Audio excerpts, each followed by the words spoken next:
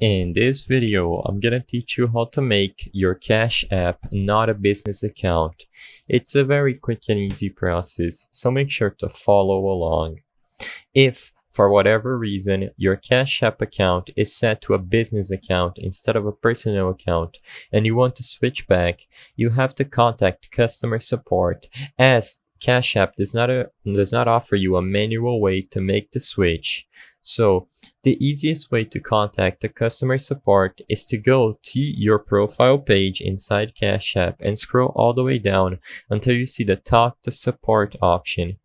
When you access that option, as I'm showing you on screen, you will be able to select from a bunch of subjects that you want to talk with the customer support, but all you have to do is select Start a Chat at the bottom of the screen, and from there, you will be able to describe your issue very specifically for whatever reason it happened.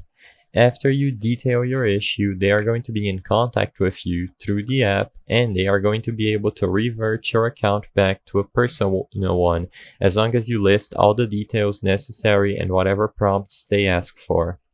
I hope I was able to help you on how to make your Cash App not a business account. If this video helped you, please be sure to leave a like and subscribe for more quick and easy tips. Thank you for watching.